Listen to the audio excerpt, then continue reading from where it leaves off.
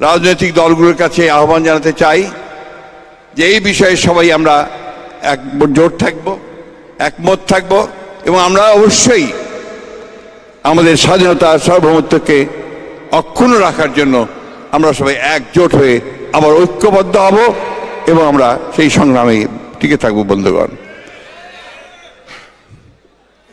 বন্ধুগণ, আমাদের বিগত সরকার, আওয়ামী লীগের সরকার বাংলাদেশের যে ক্ষতি করে দিয়েছে এটা বারবার আপনাদের সামনে করার কোনো প্রয়োজন আছে বলে মনে করে না। আপনারা এগুলোকে নিয়ে বহু কথা বলেছেন।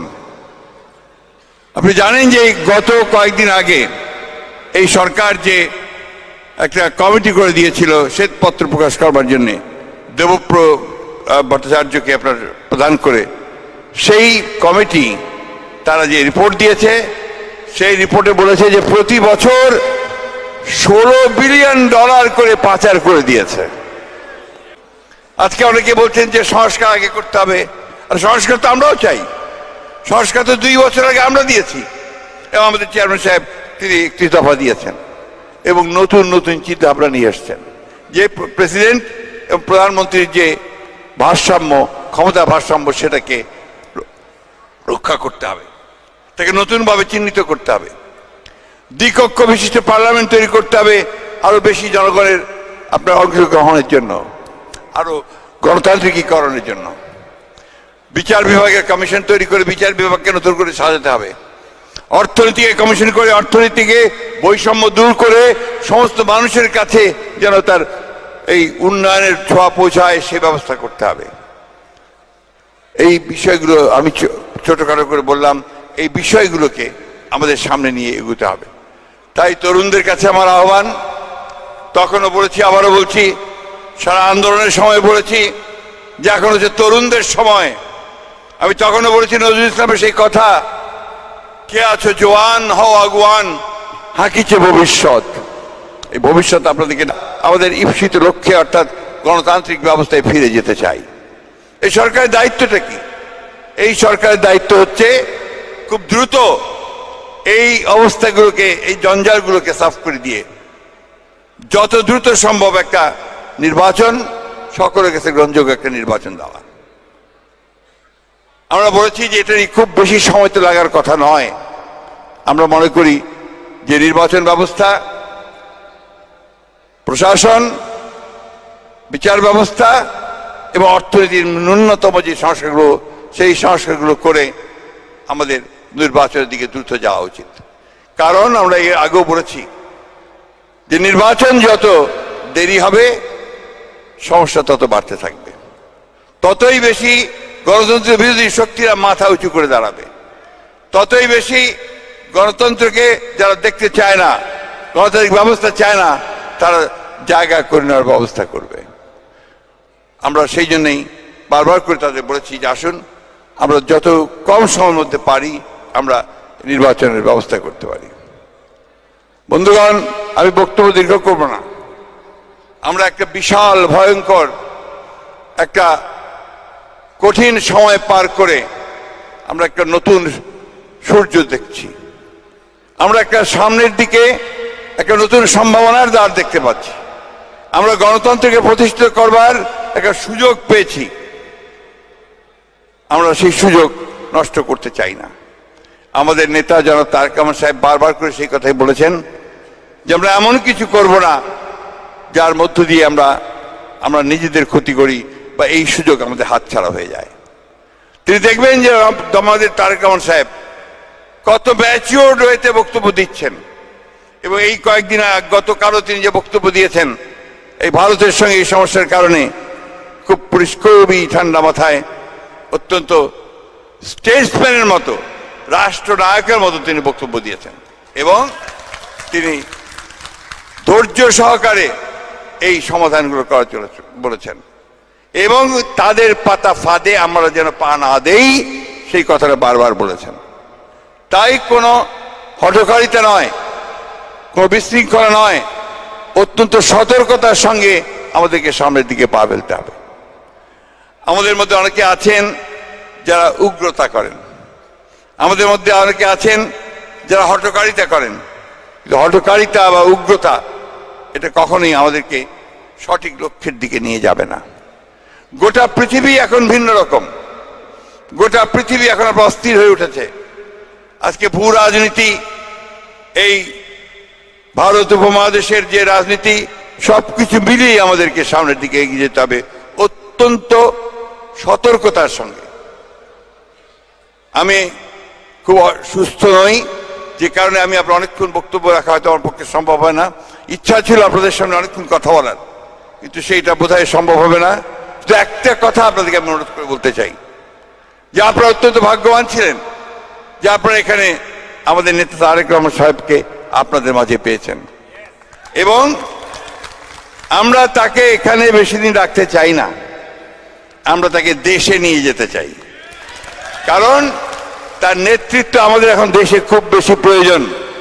দেশের মানুষ তার জন্য অপেক্ষা করছে কবে তারেক রহমান সাহেব আসবেন। আসলেই আমরা নিঃসন্দেহে সেই আমাদের যে শক্তি, আমাদের যে আন্দোলন, আমাদের যে সংগ্রাম, স্বাধীনতার যে সংগ্রাম, সেই সংগ্রাম আরো অনেক বেশি জোরদার হবে বন্ধুগণ। তাহলে ওই যে কথা যে শহীদ প্রেসিডেন্ট জিয়া রহমানের স্বাধীনতার সার্বভৌমত্বের যে পতাকা, দেশনেত্রী বেগম খালেদা জিয়ার গণতন্ত্রের যে পতাকা, সেই পতাকাকে তিনি ধরেছেন।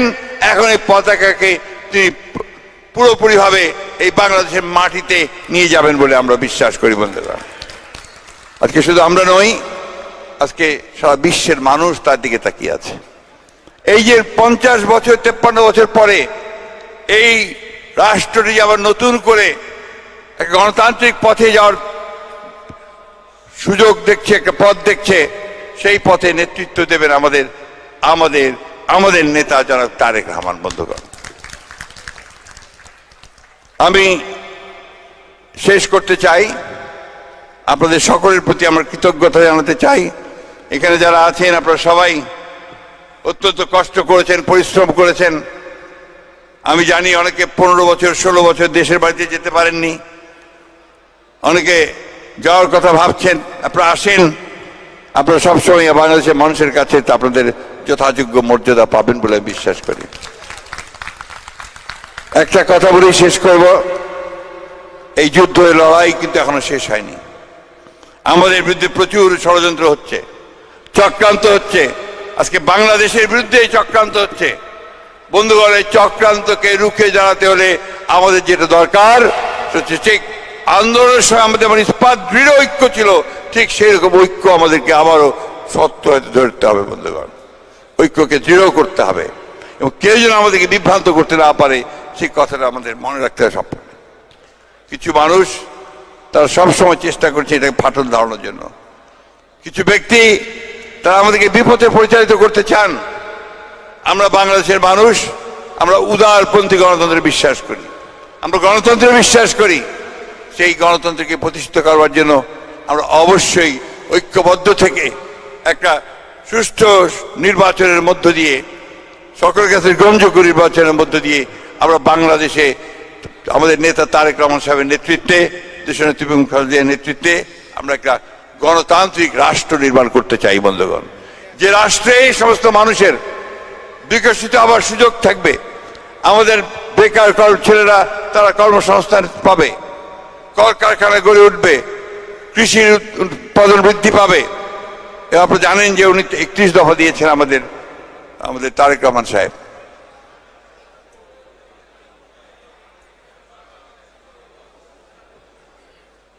একটি দফার মধ্যে কিন্তু সম্পূর্ণ একটা নতুন একটা চিন্তা। তাদের কাছে আমরা নিবেদন করতে চাই যে আপনি অনেক বড় দেশ, কিন্তু তাই বলে এই বাংলাদেশ যে যুদ্ধ করে স্বাধীন হয়েছে, যে সংগ্রাম করে লড়াই করে যে গণতন্ত্রকে আদায় করে নিয়েছে, যারা বুকের রক্ত দিয়ে তাদের অধিকারকে আদায় করেছে, তাদেরকে খাটো করে দেখে বাংলাদেশের বিরুদ্ধে দাঁড়াবেন না। কারণ বাংলাদেশের মানুষ কখনোই তা মেনে নেবে না। আমরা আমাদের চিন্তা করা যায় যে একটা দেশের সরকার তারা একটা দেশের সমস্ত সম্পদ লুট করে বিদেশে পাচার করে দিচ্ছে। আমার চাইতে আপনারা এখানে অনেকে ভালো জানেন কারা লন্ডনে, ইংল্যান্ডে কতগুলো বাড়ি কিনেছে। 265টা বাড়ি একজন মাত্র একজন মাত্র মন্ত্রী, 265টা বাড়ি, এরকম অসংখ্য। এবং আপনার এই 15 বছরে বাংলাদেশের অর্থনীতিকে তারা, আমি আমার ভাষায় আমি যেটা বলি, ফোকলা করে দিয়েছে, কিছু নেই ভেতরে। তারা রাজনৈতিক যে কাঠামো, সে কাঠামোকে ধ্বংস করেছে, সমস্ত প্রতিষ্ঠানগুলোকে ধ্বংস করে দিয়েছে, নির্বাচন ব্যবস্থাকে তারা ধ্বংস করে দিয়েছিল। তিনটে নির্বাচন তারা সম্পূর্ণ বেআইনিভাবে তারা দখল করে নিয়েছিল। তারা ব্যুরোক্রেসি, আমলাতন্ত্র এবং আইন শৃঙ্খলা বাহিনীকে দলীয়করণ করেছিল এবং গোটা বাংলাদেশের প্রশাসনকে তারা তাদের দলীয় প্রশাসনে পরিণত করেছিল। বন্ধুগণ, আপনারা যারা বাংলাদেশে গেছেন, যারা বিভিন্নভাবে অফিসে, আদালতে এই অফিসারদের সঙ্গে কথা বলেছেন, দেখবেন যে কোনো কিছু অবশিষ্ট নাই। এখন গোটা বামলাতন্ত্র আওয়ামী তন্ত্রে পরিণত হয়েছিল এবং তাদের মধ্যে কোনো নীতি বলতে কোনো জিনিস ছিল না। ঘুষ দুর্নীতিতে পুরোটা ছেড়ে গিয়েছিল। এই কাজটা খুব কঠিন কাজ, সেখান থেকে ফিরে নিয়ে আসা। জুডিশিয়ারি পর্যন্ত, বিচার ব্যবস্থা পর্যন্ত সম্পূর্ণভাবে দলীয়করণ করা হয়েছিল। আজকে আল্লাহর অশেষ রহমতে সেই অবস্থার পরিবর্তন হচ্ছে, পরিবর্তন হবে। এবং সেই কারণে আমাদের নেতা জনাব তারেক রহমান সাহেব বারবার করে বলছেন যে এই সরকারকে আমরা সহযোগিতা করতে চাই, এই সরকারকে আমরা সহযোগিতা করে আমরা রাখছে। আপনারা নতুন বাংলাদেশ তৈরি করবেন, আলোকিত বাংলাদেশ তৈরি করবেন, সকল মানুষের জন্য একটা বৈষম্যহীন বাংলাদেশ তৈরি করবেন। এটা দায়িত্ব আপনাদের। আমরা লড়াই করেছি, যুদ্ধ করেছি, আমরা বয়স হয়েছে 71 সালে স্বাধীনতা যুদ্ধ করে স্বাধীন করেছি, গণতন্ত্রের জন্য লড়াই করলাম। এখন এই লড়াইয়ে নতুনদেরকে নতুন বাংলাদেশ নির্মাণ করতে হবে। আসুন আমরা আমাদের নেতা তারেক রহমান সাহেবের যে স্বপ্ন, জিয়া রহমান সাহেবের যে স্বপ্ন, দেশনেত্রী বেগম খালেদা জিয়ার যে স্বপ্ন, সেই গণতান্ত্রিক সমৃদ্ধ বাংলাদেশ, স্বাধীনতার সর্বত্র বিশ্বাসী বাংলাদেশ আমরা নির্মাণ করি। আপনাদের সকলকে আজকে এই কষ্ট করে এত রাত পর্যন্ত এখানে থাকার জন্য আন্তরিক ধন্যবাদ এবং কৃতজ্ঞতা জানাচ্ছি। এবং যেহেতু আমার শরীর খুব ভালো না, সেই কারণে আপনাদের সাথে আরো বেশি কথা বলার ইচ্ছা ছিল, বলতে পারলাম না বলে আমি দুঃখিত। আবার আপনাদেরকে ধন্যবাদ, কৃতজ্ঞতা জানিয়ে বক্তব্য শেষ করছি।